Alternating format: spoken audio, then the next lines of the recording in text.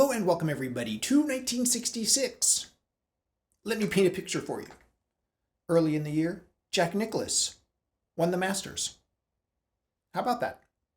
Later in the year, the Beatles released Revolver, their album, bestseller. Pretty amazing for the year. You know, one of the best-selling albums. I think the best-selling album for 1966. And MacGregor comes out with this. This is the JN100, the Jack Nicklaus 100. It says Jack Nicklaus right here. But it's interesting, this club. Why am I reviewing this club? It's not a great seller. Is it historically relevant? There's discussions to have about that. So why would I put this? Why would I? I have lots of putters to review. How did this one move to the top of the list? What do you think? Let us know. But while you're thinking about that, if you even recognize this putter, we're going to move to the review table so we can have a closer look, talk about some identifying features. To me, this looks pretty distinctive in my putter collection. I don't have anything else really exactly like this. Look at this straight flange. I'm going to show you the toe profile first. Just look at this, like right angle right there, flanges out. It says Jack Nicklaus at the top line here, so you can see the thin top line and the long flange right here. Jack Nicklaus signature. Heel profile, very similar. On the sole, it actually reveals what you have here. So if you want to identify it, you can look right here. You know, the MacGregor JN for Jack Nicklaus 100. It's listed in the Pro Line catalogs from 66, 67. Just a very interesting club, that straight line. And I also want to mention on the top line, it is slightly rounded, and you can see the alignment dot right here. Pretty interesting. As we move up the hosel right here, pretty long hosel here. I'm not seeing a pin. We have this ferrule with two yellow rings right here.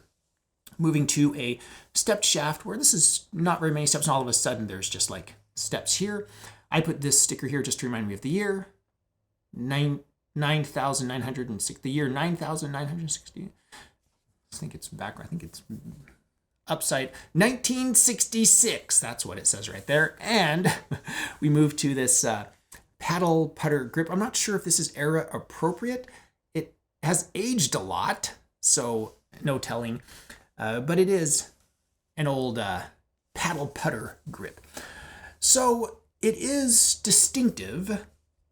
So why is this being reviewed? I mean, is it really that historically significant? Did Jack Nicklaus ever play it? Let's dive into that. This putter has earned its way to a review spot. It's interesting because when I come here and I am in studio and I just want to putt around, I grab my gamer, right? My Ping Vault 2.0 ZB putter. I love putting with that. Yes. The second putter that I always gravitate to, and this has been going on for like 3-4 months, is this putter. So I made a spot for this putter. We'll talk a little bit about that. Let's hit a few putts first, before we dive too much into that. For starters, the first thing I want to address is looking down at this. It says Jack Nicklaus on the back. And to my understanding, Jack Nicklaus never played this putter. So no, other than it has his name on it, no relation to Jack Nicklaus, as far as I know. Maybe he approved of the design. Yeah, okay, cool, let's make that. I don't know, okay? But this is not something that you see him out on the golf course winning with, or at least that I'm familiar with. Usually, from my understanding, it's been White Fang and, you know, his huge MacGregor response putter in the 80s, but I don't ever remember this being like a historically relevant putter for Jack Nicklaus. So we can kind of wipe that. So looking down at it, just that huge flange, it's just there. All right, so line up quick putt here. No warm up. This is the first putt I'm going to hit today. And it's exactly like what I remember, what I do when I come down here and I play with it, because it's so cool. It's so cool. All right, one more. One more real quick here, and then we'll discuss some putting, okay? For starters, the putter in 1966 that people remember is, let's face it, the Ping Answer. The Ping Answer putter came out in 66. This came out in 66. You know, Proline catalog, MacGregor, Ping Karsten. And so, from the future, looking back, well, which one's more historically relevant? Well, the Ping Answer, because so many putters these days, the definition of a bladed putter today in modern putting terms is the Ping Answer style putter, the heel-toe weighted flanged putter. This is a flanged putter, but not heel-toe weighted, which is interesting. All right, so that said, let's look at other options available in 66. Pros, what pros were playing, okay? There's the bullseye putter, very popular design. So many pros played this through the 60s and 70s and 80s. There are still people on the golf course, I see them when I go golfing, that still use this putter or this style putter today. 2025 is when I'm making this video. So this was relevant and pertinent at the time, okay?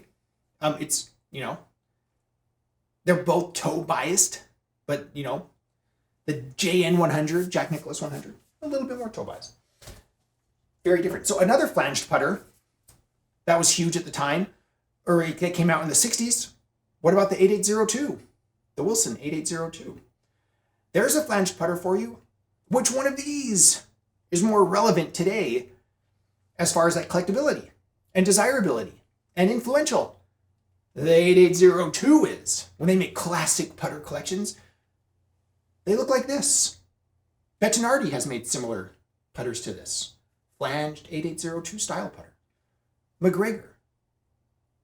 Interesting. So that 8802 is on.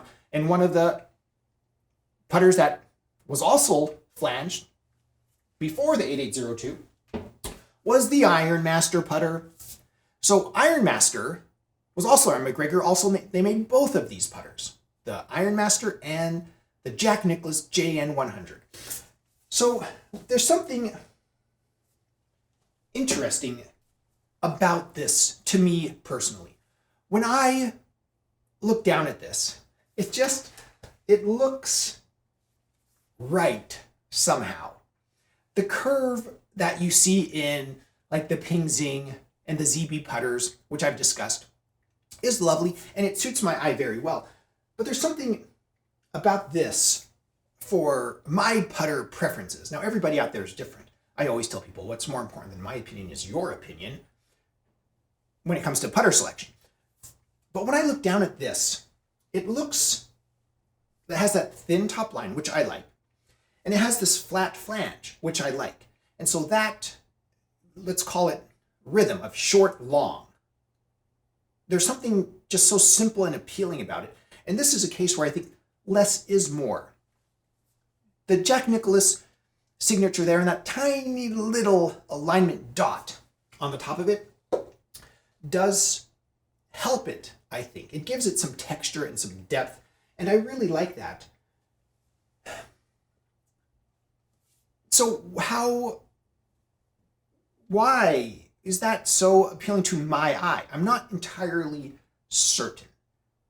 One reason why I'm making this video is I want to ask everybody here, out there, my audience. I know people watch these videos who have way more knowledge about antique golf clubs, about vintage golf clubs, and about these individual manufacturers, and especially the engineering behind all of this. But this calls to me. Have you ever had something like that where it doesn't matter what anybody else thinks or what science says or what's popular today?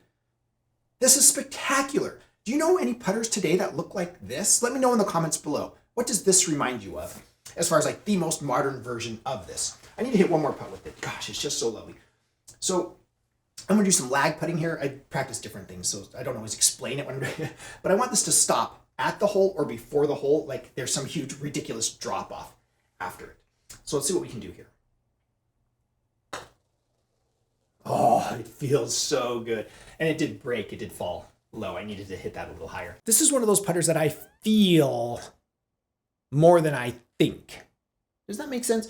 Come in, I want to hit this because that's what I feel like hitting. And these feelings don't translate to good advice when it comes to equipment. I would never recommend this to anybody. Well, engineering wise, what would be the best putter for me? I would, they like this, blade style putter. I'd point them all day towards the Ping Answer. It's like, get a Ping Answer style putter. Why would you not? Engineering wise, it makes sense. Okay, so we've established that I wouldn't recommend it to anybody, but I love it. So it's one of these putters I'm just like, yes, I love this. I want it, and I want to hit it all the time, but I wouldn't recommend it to anybody. Maybe ever. It feels like when you hit this, it feels more like a flanged putter, like an 8802 or an Ironmaster or a Spalding HB style flanged putter than it does a Ping Answer.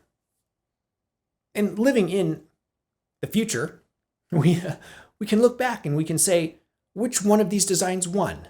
Both came out in 66. History has spoken. The people have spoken. The markets have spoken. The Ping Answer style putter won. This is obsolete and disappeared and non-existent. JN100, Jack Nicklaus. And I find that sad. It's a putter I love. I really enjoy this. I wish it would have gone the other way. I wish this would be more prevalent and that we would have milled versions of this. And that's just me, in my opinion. Let me know your opinion and your thoughts in the comments below. As usual, huge shout out to my patrons. I really appreciate your support. I can't thank you enough. I can't say enough thank yous in this video to communicate how I feel about my patrons. Thank you so much for your support. Another way you can support the channel is by visiting my Amazon shop. I'll put a link in the description below. I am an Amazon associate. I make proceeds from qualifying purchases. Thank you everybody for watching. If you enjoyed this content, please subscribe. That also really helps the channel.